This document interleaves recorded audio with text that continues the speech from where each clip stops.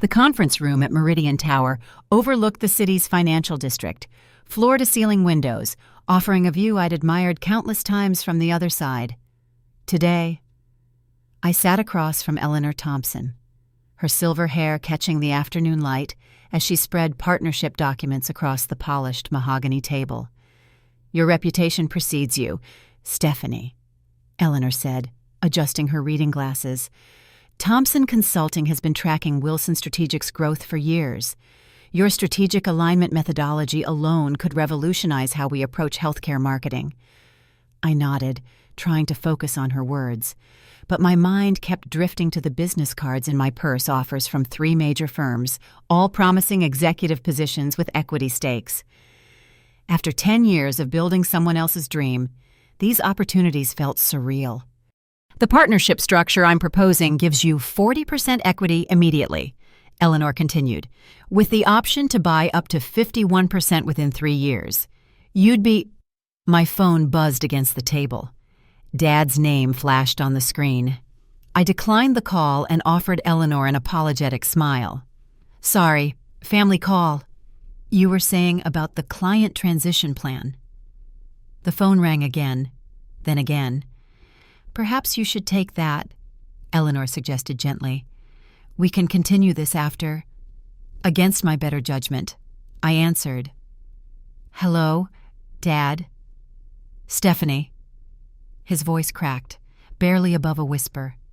"You need to come back. Right now, the company. We might lose everything." The room seemed to tilt. Through the window, I could see Wilson Strategic's building 12 blocks away, the place I'd called home for a decade before walking out 2 weeks ago. "What do you mean?" "Lose everything.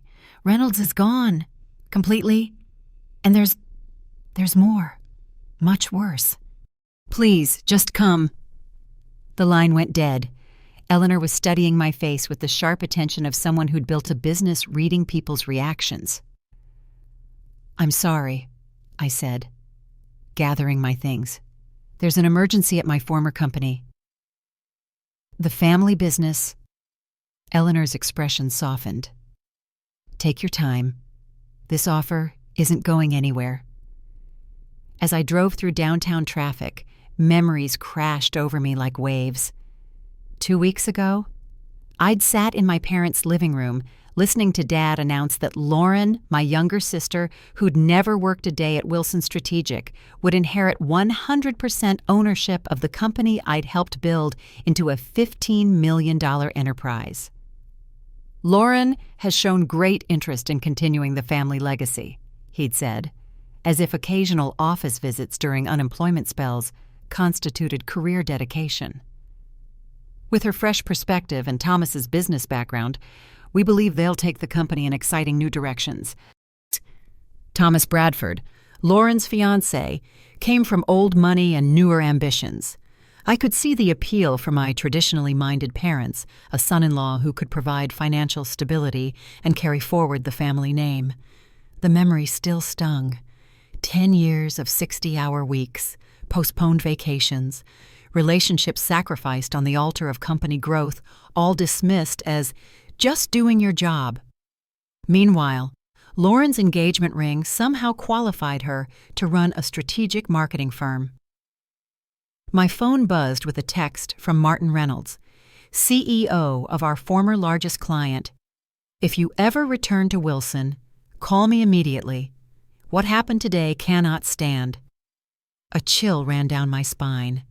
Martin Reynolds was legendary for his composure. In 15 years of partnership, I'd never seen him truly angry.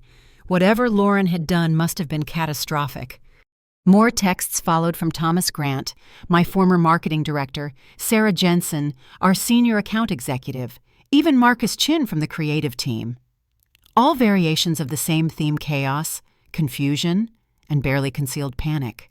I pulled into Wilson Strategic's parking lot, staring up at the glass building where I'd spent a decade building my reputation. The irony wasn't lost on me 2 weeks ago. I'd been an employee. Today, I might be their only salvation. Inside the lobby, the receptionist's eyes widened. "Miss, "Wilson, I didn't know you were emergency meeting," I said, heading for the elevator. "Is my father in his office?" The elevator ride to the third floor felt eternal. Through the glass walls, I could see my team hunched over computers with the grim determination of people fighting a losing battle. Several looked up as I passed, their faces mixing relief with something that looked like hope. Dad's office door was closed, but I could hear raised voices inside. I knocked once and entered without waiting for permission. Dad sat behind his desk, looking older than I'd ever seen him. Mom perched on the edge of a chair, tissues crumpled in her hands. Lauren stood by the window, her back to the room, shoulders shaking. "Stephanie," Dad breathed, rising from his chair. "Thank God you came." "Tell me what happened," I said, keeping my voice level. "All of it." Lauren turned around, her face streaked with tears. For the first time since childhood, my successful, confident little sister looked utterly lost. "I destroyed everything," she whispered, "and I don't know how to fix it." The next hour unfolded like a masterclass in corporate destruction. Dad started from the beginning, his voice heavy with regret.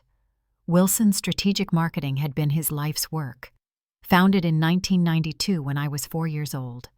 What began as a one-man operation in our basement had grown into a regional powerhouse with 38 employees and a client roster that read like a who's who of regional business. "I built this company for family," Dad said, gesturing at framed photos spanning 25 years of growth. "Your mother and I always dreamed of passing it down, creating a legacy that would last generations." The irony was that I'd absorbed this dream more completely than anyone else in the family. While other kids collected Pokemon cards, I collected marketing award certificates that Dad brought home. During high school, I'd spent summers filing papers and answering phones, absorbing industry knowledge like a sponge. Northwestern University's business program had been my obvious choice, followed by an MBA specializing in digital marketing strategies. Every academic decision was made with Wilson Strategic in mind, my future. I'd thought Lauren had taken a different path entirely. 4 years younger, she'd pursued comparative literature at a small liberal arts college, spending summers backpacking through Europe or interning at art galleries. During family dinners, she'd roll her eyes when conversation turned to business, calling it boring shop talk. I never resented her choices, I said, looking at Lauren's tear-stained face. We had different passions. I just never imagined those differences would become weapons against me. Lauren flinched at my words but didn't argue. Mom reached for her hand. "Lauren felt pressure to match your success," Mom said quietly. She struggled to find her place in a family so focused on business achievement. It was true that Lauren had cycled through careers teaching, gallery administration, freelance writing, and most recently, social media consulting for local boutiques. But I'd viewed this as exploration, not failure. When Thomas proposed, Lauren spoke up, her voice barely audible. Mom and Dad started talking about the company differently, about family legacy and traditional values. I felt like I was finally being seen as capable of something important. The pieces clicked into place. Thomas Bradford came from a prominent local family with extensive business connections. His father owned commercial real estate throughout the region.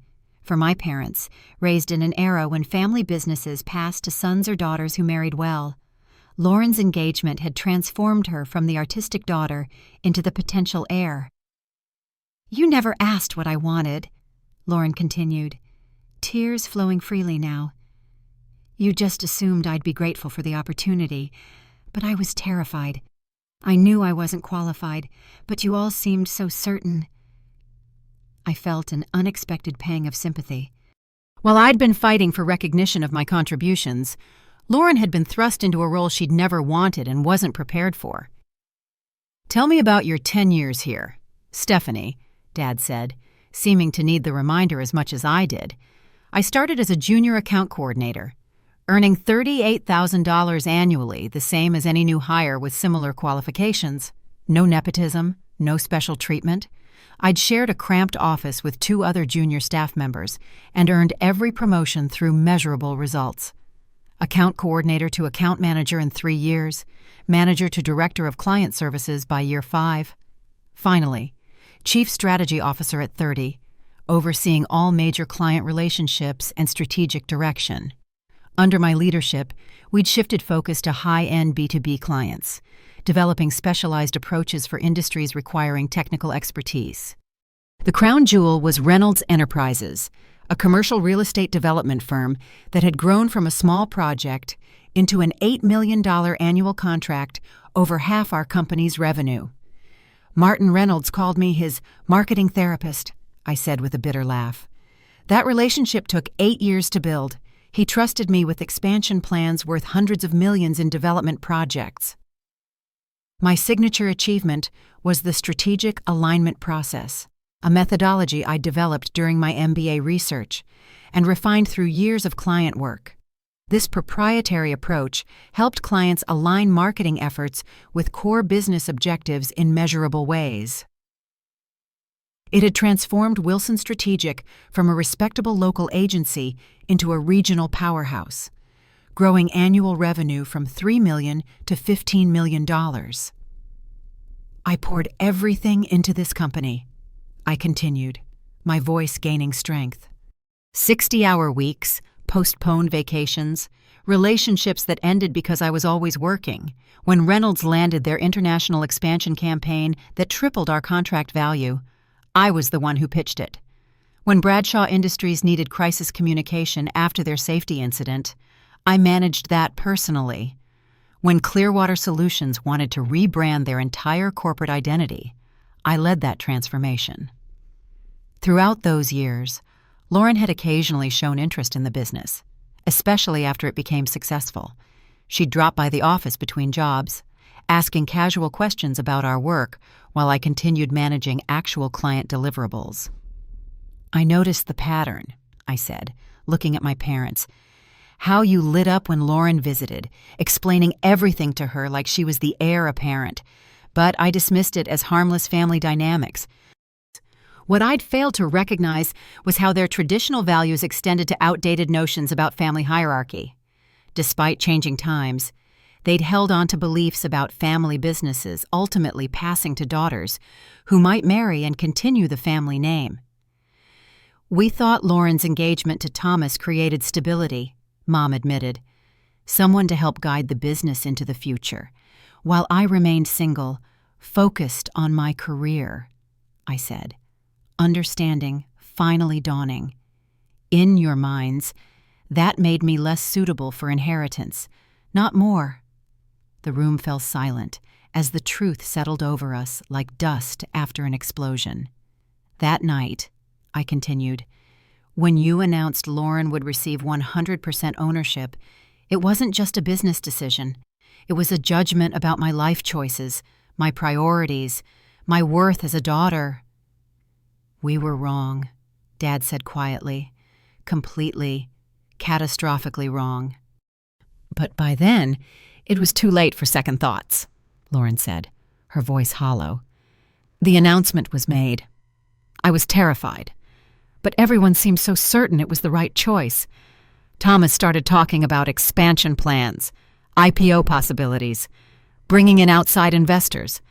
I felt like I was drowning, but I couldn't admit that without disappointing everyone. I looked at my sister with new eyes, seeing past my own hurt to recognize her genuine distress. She hadn't schemed for this inheritance. She'd been pushed into it by well-meaning parents who'd confused marriage potential with business capability. So when I walked out, I said slowly, you were left alone with a company you didn't understand and expectations you couldn't meet. Lauren nodded miserably. I tried to fake it. I thought if I changed enough things quickly enough, I could prove I belonged there. Instead, I just broke everything you'd built. The foundation of my anger began to shift. This wasn't malicious sabotage. It was incompetence born of desperation and misplaced family expectations. "Tell me about Reynolds," I said gently. "What exactly happened?" Lauren's face crumpled. "It was supposed to be routine, a quarterly review meeting. Martin asked about you, and I said the company was moving in exciting new directions that didn't include outdated strategies." I winced. Martin Reynolds valued stability and proven methodologies above all else. Calling established processes outdated would have been like insulting his business intelligence directly. Then I presented this new campaign concept I'd been working on: intuitive engagement dynamics. I called it. When he asked for data backing, I said intuitive marketing was the future and dismissed his concerns. "Oh, Lauren," I breathed. He stood up, thanked me for my time, and said they wouldn't be renewing their contract. $8 million, gone. But he left his card and said, and she looked at me with desperate hope. He said if you ever returned, I should have you call him. The family dinner that had changed everything took place on a Sunday evening 3 weeks ago, though it felt like a lifetime. Mom had invited us for her famous pot roast, and Dad had opened expensive wine signs I should have recognized as marking a special occasion. Lauren had arrived with Thomas, both carrying an unusual energy I'd mistaken for engagement excitement. The exchanged glances, Mom's nervous laughter, Dad's ceremonial tone, all the signs had been there, but I'd been blind to them. "After careful consideration," Dad had said, swirling his brandy snifter, "Patricia and I have decided the best path forward is to transfer full ownership of Wilson's strategic marketing to Lauren." The words had hung in the air like smoke from an explosion. Lauren, who had never worked a day at the company, was being given 100% ownership of the business I'd helped build for a decade. "Lauren has shown great interest in continuing the family legacy," Dad had continued as I sat frozen. "With her fresh perspective and Thomas's business background, we believe they'll take the company in exciting new directions." Fresh perspective. The phrase still burned. Lauren's fresh perspective had been formed by occasional office visits and casual conversations, while my perspective had been earned through years of strategic planning, client relationship building, and industry expertise. Lauren had beamed, seemingly oblivious to my shock. "I've got so many ideas for refreshing the company image," she'd gushed. "The current branding is getting a bit stale, and I think we need to pivot toward more lifestyle-oriented clients." The stale branding she'd referred to was a comprehensive identity system I'd developed 2 years earlier that had won 3 industry awards. The irony was lost on everyone except me. "Of course, Stephanie," Dad had added, as if offering a generous concession, "we want you to continue in your role. Your experience is valuable, and you can help mentor Lauren as she learns the business." Mentor my sister. As my new boss, my sister who couldn't distinguish between a marketing plan and a media kit. After dinner, I'd requested a private conversation with my parents in Dad's home office, walls adorned with company awards my work had earned. Why? I'd asked simply, "Honey, you're already so successful," Mom had said soothingly. "Lauren needs this opportunity to grow. You've always been the capable one." "I'm capable because I've worked incredibly hard," I'd responded, struggling to keep my voice steady. "I've dedicated my entire adult life to growing this company." Dad had leaned back in his chair. "And we appreciate that. Stephanie, you've done an excellent job. But that was your job, what we paid you to do. Lauren needs this chance to establish herself." How the words had hit like a physical slap. 10 years of sacrifice, reduced to just doing your job. Meanwhile, Lauren was being rewarded for what? Needing an opportunity, I'd tried reasoning about business implications. Reynolds Enterprises works with us specifically because of the relationship I've built with Martin. Most of our major clients deal directly with me. Clients work with the company, not individuals. Dad had dismissed with a wave. "They'll adjust." That's when I'd understood. This wasn't a business decision. It was a familial one that revealed how they truly viewed my contributions. I was the reliable workhorse, expected to continue laboring while my sister enjoyed the fruits of my work. Looking back at Lauren now, tears streaming down her face, I felt the complexity of the situation settling in my chest like lead. "I didn't want it," Lauren said quietly. "I kept telling Mom and Dad I wasn't ready, that you deserved it more. But they said family legacy required sacrifice, that you'd understand because you loved the company so much." "They told you I'd understand?" I asked, incredulous. "They said you'd be happy to see me grow into a leadership role, that mentoring me would be fulfilling for you." Lauren wiped her eyes. "I knew it was wrong, but Thomas kept saying it was a tremendous opportunity, that I'd be crazy to turn it down. His father talked about investment possibilities, expansion plans." The picture became clearer. Thomas and his family had seen dollar signs a successful business falling into their laps through marriage. They'd encouraged Lauren to accept what she'd instinctively known was undeserved. "When you walked out the next day," Lauren continued, "I panicked. Thomas said not to worry, that you'd cool off and come back once you realized the family needed you. His father suggested hiring consultants to bridge the gap until you returned, but I didn't come back. No. And suddenly I was alone with 38 employees looking to me for leadership I couldn't provide. The first week was a nightmare. Every meeting, every decision, every client interaction, I was drowning. I thought about my final day at Wilson Strategic, clearing out my office while Lauren directed interior decorators to erase my presence. It had seemed callous then, but now I wondered if it had been panic-driven overcompensation. The staff could see I didn't know what I was doing, Lauren admitted. Thomas Grant tried to help, but I felt so insecure that I interpreted his guidance as condescension. I started making changes just to prove I was in charge. Like the casual creative culture mandate. Lauren nodded miserably. Flexible hours based on inspiration rather than rigid schedules. It sounded progressive, but I didn't understand that B2B clients expect consistent availability and structured delivery timelines. The dominoes had begun falling immediately. When Lauren canceled monthly strategy meetings in favor of creative jam sessions, the development team grew frustrated with constantly shifting priorities. Long-term client relationships suffered as Lauren attempted to implement wholesale changes without understanding their foundation. "Everyone was walking on eggshells," Lauren said. "The harder I tried to prove myself, the more obvious it became that I didn't belong there. By the time the Reynolds meeting approached, I was desperate to show I could handle something significant on my own." "So you decided to completely overhaul their campaign strategy."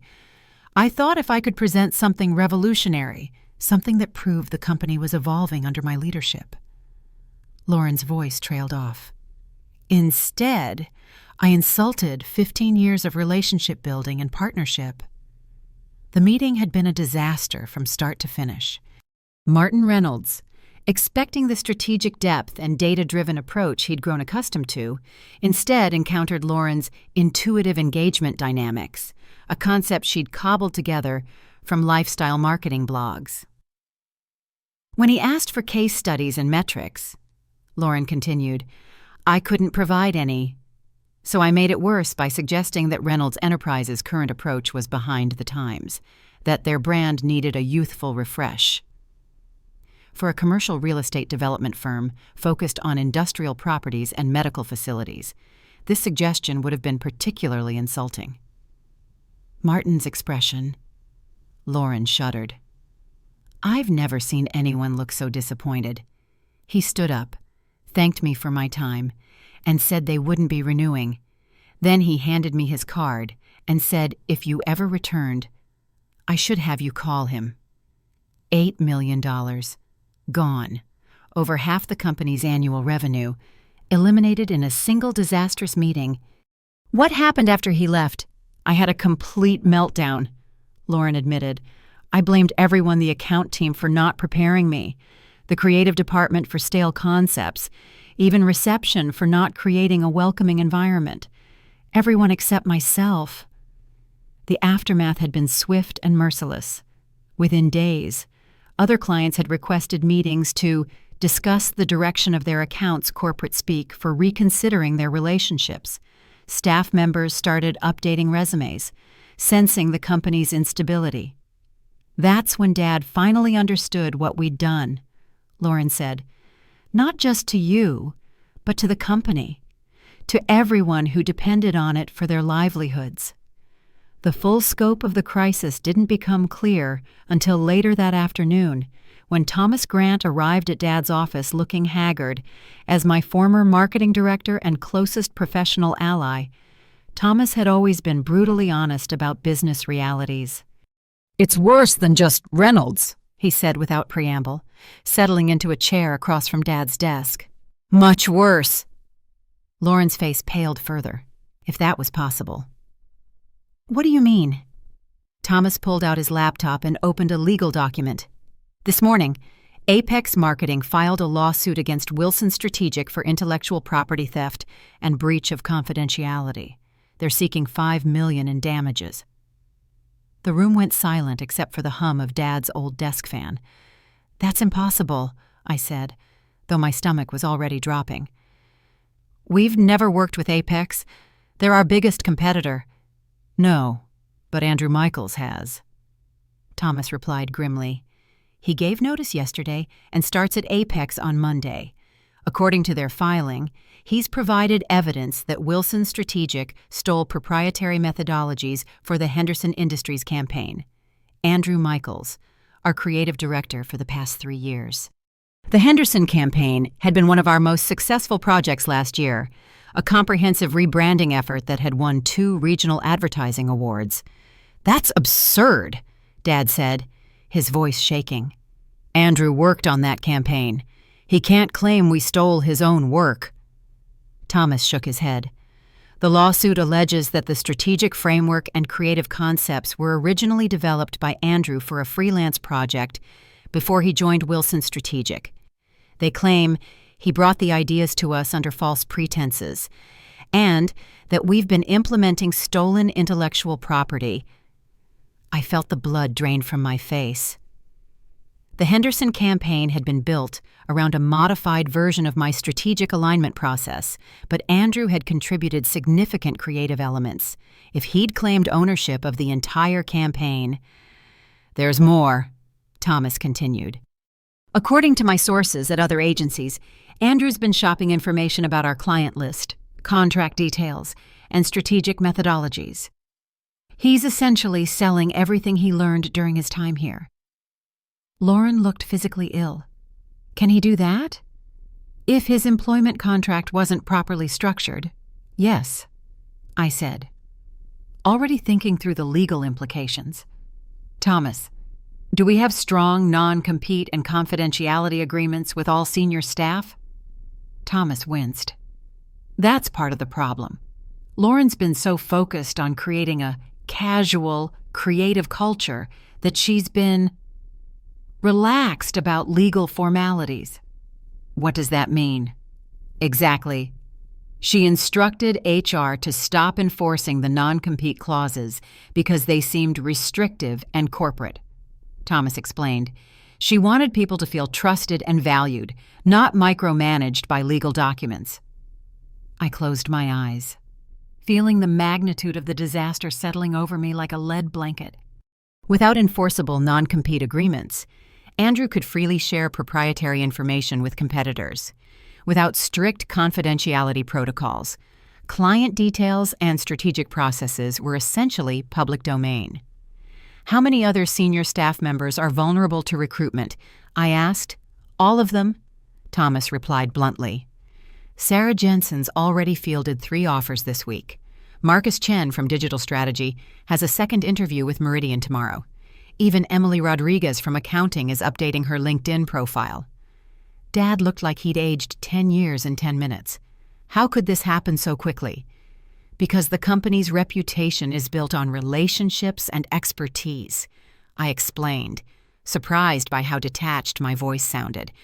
"When the relationships are damaged and the expertise walks out the door, there's nothing left but overhead and legal liability." Lauren had been silent throughout this exchange, but now she spoke up in a small voice. "There's something else, something I haven't told you." We all turned to her, dreading what new catastrophe she might reveal. After the Reynolds meeting, I got desperate. I reached out to some lifestyle and fashion brands, trying to replace the lost revenue quickly. I may have overstated our capabilities in those markets." "What kind of overstating?" I asked carefully. I sent portfolio samples from our B2B work and claimed they were lifestyle campaigns. I told potential clients we had extensive experience with influencer marketing and social media strategy, which isn't exactly true. Thomas finished for her. "It isn't true at all." Lauren nodded miserably. 3 companies have already sent contracts based on those representations. If we can't deliver what I promised, we'll be facing additional lawsuits for false advertising and breach of contract, I concluded. "Thomas, what's our legal exposure looking like overall?" Thomas consulted his notes. "Potentially catastrophic. The Apex lawsuit alone could bankrupt us if they win. Add in possible claims from the lifestyle brands Lauren contacted. Plus, the standard liability from losing major clients. We're looking at potential damages in the 8-figure range." "But surely we have insurance for this kind of thing," Mom asked hopefully.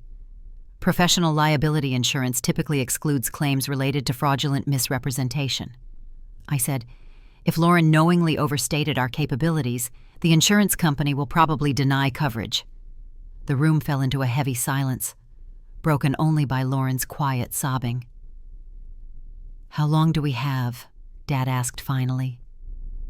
"The Apex lawsuit requires a response within 30 days, Thomas replied. "But the real timeline is much shorter. Word is spreading through the industry about Reynolds leaving and staff departing. Other clients are going to start jumping ship soon if they haven't already." "What about payroll? We can make next week's payroll, barely. After that," Thomas shrugged helplessly. "Without major contract renewals or new business, we're looking at layoffs within 2 weeks, full closure within 6 weeks. I felt a familiar weight settling on my shoulders, the responsibility for 38 families whose livelihoods hung in the balance. These weren't just employees, they were people I'd worked alongside for years, people who'd trusted me to help build something stable and lasting. "There is one possibility," Thomas said quietly, looking directly at me. "Martin Reynolds called this morning. He heard about the Apex lawsuit and wanted to know if you were coming back." "What did you tell him?" "That I didn't know, but he said something interesting. He said if you returned with full authority to restore the company's strategic direction, Reynolds Enterprises would consider not just renewing their contract but expanding it." Dad's head snapped up. "Expanding it how? Their Asian market expansion is moving forward regardless of which agency they use," Thomas explained. "Martin said if he could work with Stephanie again, he'd prefer to keep everything under one roof. We're talking about a potential $12 to $15 million annual contract." The number hung in the air like a lifeline thrown to drowning sailors. "But that's contingent on Stephanie returning," Thomas continued. "And Martin was very specific he wants to work with Stephanie Wilson, not Wilson Strategic Marketing. The relationship is personal, built on years of trust and proven results." I felt all eyes in the room turning to me, carrying the weight of desperate hope and unspoken expectation. "He also said something else," Thomas added. "He said Andrew Michaels contacted Reynolds Enterprises yesterday, claiming to represent Apex in pursuing their account. Martin told him that Reynolds Enterprises doesn't work with agencies that employ proven liars and thieves." A spark of possibility flickered in my mind. If Andrew had overreached in his attempts to poach clients, if Martin was willing to publicly denounce his credibility, "Thomas, I need you to document everything about Andrew's departure, every conversation, every file he accessed, every claim he's made about proprietary ownership. If we're going to fight the Apex lawsuit, we need to prove that Andrew's the one engaged in theft, not us." "You're thinking about coming back?" Dad asked, not quite daring to hope. I looked around the room at Dad's desperate face, Mom's tear-stained cheeks, Lauren's devastated expression, and Thomas's professional optimism fighting against personal loyalty. "I'm thinking about whether it's possible to save this company," I corrected. "But if I do come back, It won't be as an employee trying to clean up someone else's mess. It'll be as an owner with the authority to make the decisions necessary for survival. The words carried more weight than I'd intended, but they felt right. After years of building other people's dreams, maybe it was time to claim my own. The next 24 hours passed in a blur of phone calls, legal consultations, and brutal honesty. I spent Tuesday morning with Eleanor Thompson, explaining why I needed to postpone our partnership discussions. Family businesses, Eleanor said, with the wisdom of someone who'd navigated similar waters, have layers of complexity that outsiders can never fully understand. You need to follow your instincts on this one. My instincts are telling me to walk away and let them suffer the consequences of their decisions, I admitted.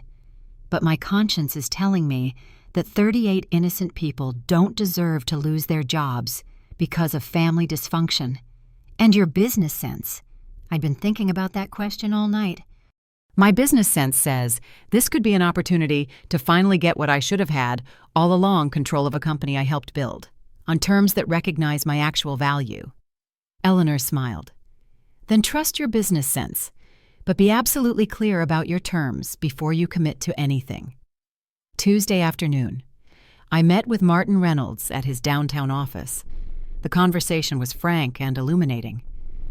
I've been watching Wilson Strategic's trajectory for 15 years, Martin said, pouring coffee from an expensive machine. The company I originally hired was competent, but unremarkable. The company that emerged under your leadership became exceptional. Thank you, but I'm not finished. Martin interrupted gently. In my experience, exceptional performance comes from exceptional people, not exceptional companies. When exceptional people leave, what remains is usually just overhead and historical reputation. His message was clear. Reynolds Enterprises had been working with me, not Wilson Strategic Marketing. If you were to return with genuine authority, not as a consultant or employee, but as the controlling owner, Reynolds would not only renew our contract, but expand it significantly. How significantly? $15 million annually, guaranteed for 3 years, with performance bonuses that could push it closer to $20 million. Martin leaned forward. But I want ironclad assurance that you're in control. No family interference, no second-guessing from well-meaning relatives who don't understand the business. The number was staggering, more than the company's entire current revenue, from a single client relationship I'd spent 8 years building. There's something else, Martin continued. Andrew Michaels approached me yesterday, claiming to represent Apex in a bid for our account. He suggested that Wilson Strategic's recent leadership transitions created an opportunity for more stable partnership with his new firm. What did you tell him? Martin's smile was predatory. I told him that Reynolds Enterprises doesn't do business with people who steal from their former employers. Word travels fast in this industry. Stephanie, Andrew's reputation is already suffering, which should help with your legal situation. That evening, I called Lauren. We met at a coffee shop near her apartment, neutral territory where we could speak freely without parental oversight. I've been thinking about what you said, Lauren began before I could speak. About not wanting this opportunity. I meant it. Every day since you left has been a nightmare. Tell me about the lifestyle brands, I said gently. What exactly did you promise them? Lauren pulled out her phone and showed me the emails she'd sent. As I read through them, my heart sank. She hadn't just overstated Wilson Strategic's capabilities, she'd essentially invented an entirely fictional service portfolio. Lauren, these promises would require us to build an entirely new department with specialized staff we don't have. I know that now, she said miserably. I was panicking about lost revenue, and Thomas kept pushing me to think bigger and expand our market reach. I thought if I could land a few big lifestyle accounts, it would prove I could generate business too. Have any of them signed contracts yet? 2 of them, Trend Style Collective and Urban Bloom Cosmetics. Together they're worth about $4 million annually, but But we can't deliver what you've promised without massive upfront investment in new talent and resources. Lauren nodded. I've made everything worse, haven't I? I studied my sister's face, seeing genuine remorse and fear. For the first time since the inheritance announcement, I felt sympathy rather than anger toward her. Lauren, I need to ask you something, and I need you to be completely honest. If there was a way to save the company, to keep everyone employed and preserve what Dad built, would you be willing to step aside completely? You mean give up ownership? I mean recognize that you were never suited for this role and let someone qualified take over before more damage is done. Lauren was quiet for a long moment, staring into her untouched latte.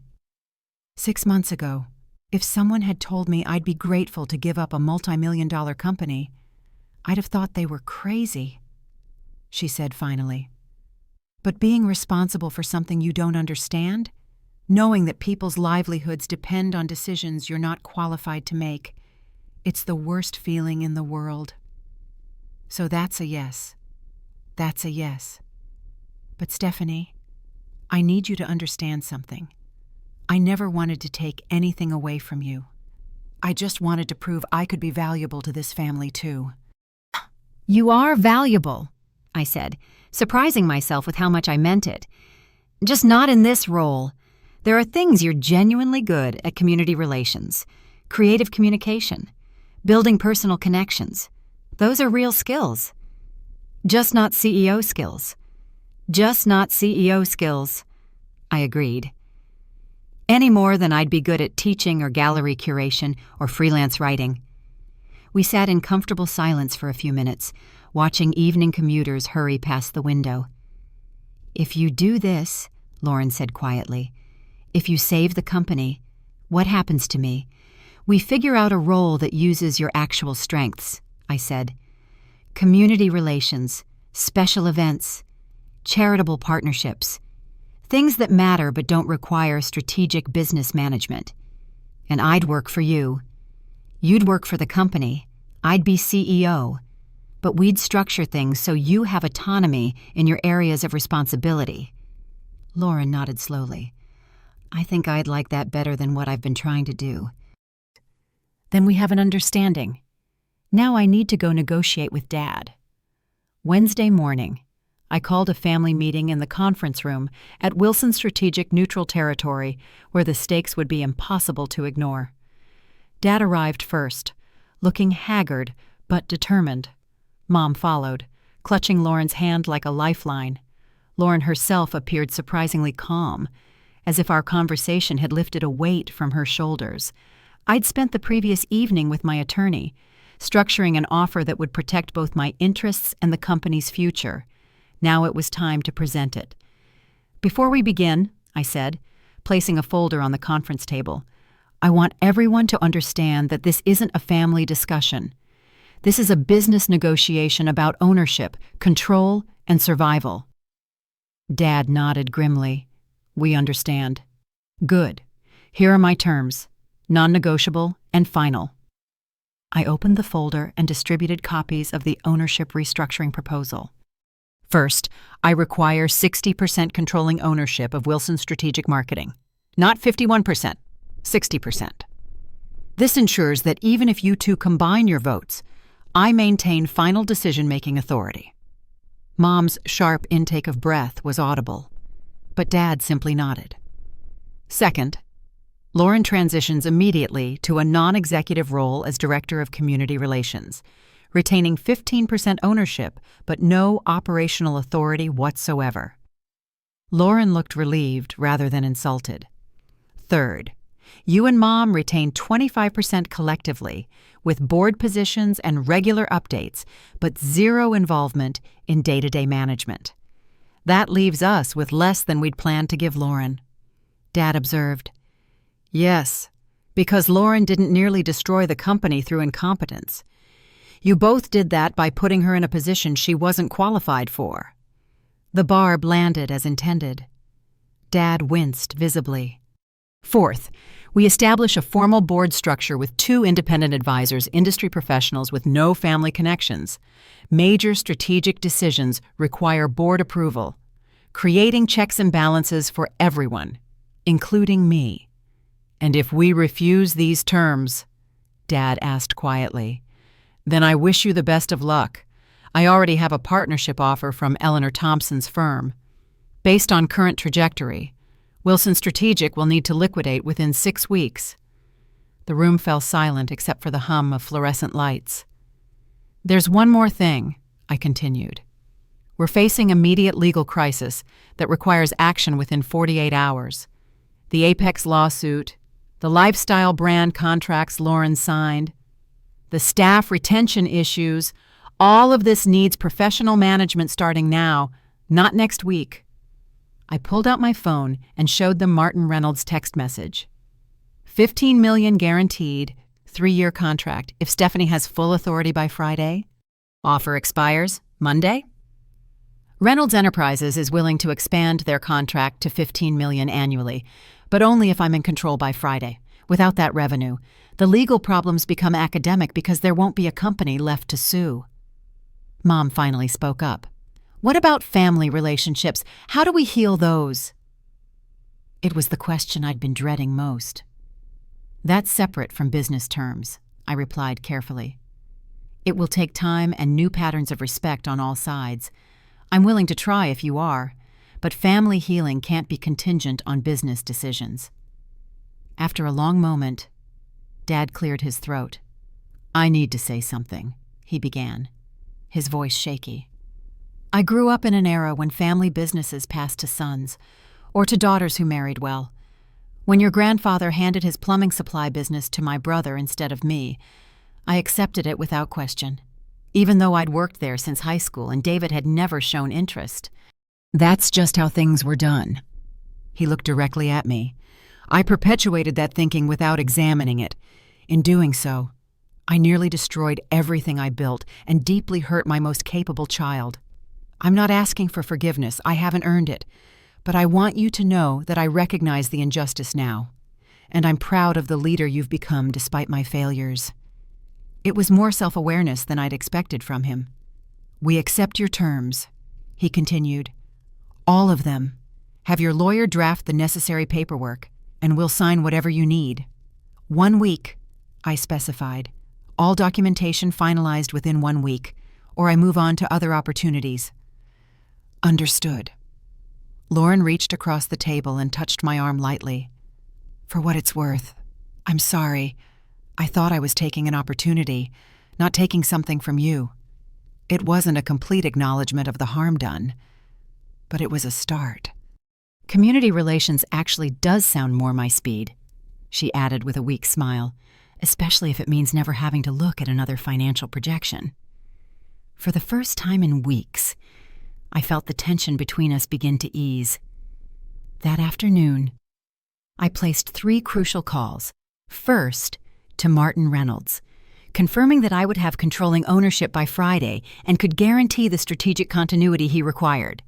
Second, to Thomas Grant, offering him the COO position with a significant raise and equity stake if he'd stay to help stabilize operations. Third, to Andrew Michael's attorney, delivering a countersuit for theft of intellectual property and breach of fiduciary duty. By Thursday, word had spread through the industry that I was returning to Wilson Strategic as majority owner. 2 of the senior staff members who'd been interviewing elsewhere called to withdraw their applications. Sarah Jensen canceled her interview with Meridian. Even Marcus Chen expressed interest in staying if the company culture returned to its previous professionalism. Friday morning, we signed the ownership transfer documents in the presence of both legal teams. By Friday afternoon, I was officially the controlling owner of Wilson Strategic Marketing. My first executive decision was to call an all-hands meeting. I know the past 3 weeks have been chaotic and stressful. I told the assembled staff, I'm here to restore stability and strategic focus to this company. We're returning to the proven methodologies and professional standards that built our reputation. The relief in the room was palpable. That said, we're also facing serious challenges. The Apex lawsuit, client retention concerns, and resource allocation issues all require immediate attention. I need everyone's commitment to working through these problems together. Thomas Grant raised his hand. What about the lifestyle brand contracts Lauren signed? We're going to honor them, I said, surprising even myself. But we're restructuring them as partnerships with specialized external vendors. Wilson Strategic will manage strategy and coordination while partners handle execution. It's actually an interesting expansion model we might develop further. Over the following weeks, the turnaround gained momentum. Martin Reynolds not only renewed but expanded the contract as promised. The Apex lawsuit crumbled when Andrew Michaels' credibility collapsed under scrutiny. 2 other major clients who'd been wavering decided to stay. Most importantly, the toxic atmosphere of uncertainty and incompetence was replaced by renewed focus and professional confidence. 6 months later, I stood in my redesigned office, the same physical space I'd cleared out in anger, but now arranged to my preferences, reviewing quarterly performance reports with a sense of deep satisfaction. The numbers told a story of remarkable recovery. Not only had we retained most of our original client base, but we'd expanded into new markets through strategic partnerships. The lifestyle brand relationships Lauren had impulsively pursued had been restructured into a profitable consulting division that specialized in cross-industry strategic alignment. Reynolds Enterprises had become our flagship success story. Their Asian expansion, managed entirely through our strategic framework, had exceeded performance targets by 30%. Martin Reynolds now regularly referred other companies to us, calling Wilson Strategic the gold standard for strategic marketing partnership. The Apex lawsuit had ended with a settlement heavily in our favor. Andrew Michaels' credibility in the industry was permanently damaged, and his theft of proprietary information had been thoroughly documented. The settlement money had funded new technology infrastructure and staff expansion. More importantly, the crisis had forced us to formalize procedures and protections that should have been in place years earlier. Every employee now signed comprehensive confidentiality and non-compete agreements. Strategic methodologies were formally documented and legally protected. Our intellectual property was registered and defended. Lauren had found her professional footing as Director of Community Relations. Her natural networking abilities and genuine enthusiasm made her perfect for representing the company at charity events and industry functions. She'd established a corporate social responsibility program that had garnered positive press and strengthened our local business connections. For the first time in our adult lives, we were collaborating rather than competing, each playing to our strengths. The formal board structure had proved invaluable. Janet Blackwell, former CMO of a Fortune 500 company, and Richard Delgado, a respected business consultant, brought outside perspectives that frequently challenged our thinking and prevented regression into old family patterns. My relationship with my parents had evolved slowly but steadily. Initially, interactions were strictly professional, limited to quarterly board meetings and necessary business discussions. The hurt ran too deep for immediate reconciliation. But gradually, as they witnessed the company's recovery and growth under my leadership, a new respect developed. 3 months after the ownership transfer, Dad had asked if we could resume our tradition of monthly dinners, just the 2 of us. No business talk allowed. During our second dinner, after the initial awkwardness had dissipated, he'd made the closest thing to a complete apology I'd ever heard from him. Mom had taken longer to fully understand the depth of the wound their decision had caused, but she too eventually acknowledged her role in enabling the situation. Our family dinners had resumed, but on a foundation of earned respect rather than assumed obligation.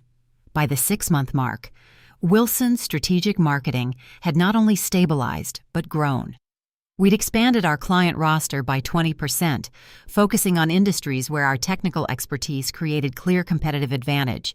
Our proprietary strategic alignment process was now formally documented and protected as intellectual property, becoming our primary market differentiator. Most importantly, we'd established a formal succession plan with clear criteria for future leadership based on merit, experience, and demonstrated capability, not family position. This plan was approved by the full board and communicated to all employees, creating transparency about how future transitions would be handled. The crisis that had nearly destroyed both company and family had ultimately forced a necessary restructuring of both. I'd transformed from a people-pleasing executive seeking parental approval into a confident leader who understood her value and insisted others recognize it too. Lauren had found a role that utilized her strengths without forcing her into positions she was ill-equipped to handle. Our parents had confronted their outdated thinking and begun the process of making genuine amends. Was it perfect? No. Family businesses never are. There were still occasional tensions, disagreements about direction, and moments when old hurts resurfaced. But the fundamental dynamic had shifted from entitlement to earned authority, from assumed roles to demonstrated capability. The greatest lesson I'd learned through this ordeal wasn't about marketing strategy or business management. It was about personal worth. By walking away from something I'd helped build, I'd paradoxically gained the leverage to claim what should have been mine all along. Sometimes you must be willing to lose everything to gain what you truly deserve. This realization had transformed how I approached both professional and personal relationships. I no longer accepted less than I was worth or apologized for demanding appropriate recognition. The experience of being undervalued by those closest to me had created a determination never to undervalue myself again. As I looked toward the future, I was building something stronger and more enduring than what had been lost, a company based on merit rather than obligation. Relationships founded on respect rather than expectation, and a personal identity grounded in confidence rather than approval-seeking. If you've ever stood at a similar crossroads, choosing between accepting what's offered and demanding what you deserve, I hope my story encourages you to advocate for yourself. Your value doesn't diminish because others fail to see it. Sometimes the greatest act of self-respect is walking away until the right terms are offered. Knowing your worth is the first step to receiving it.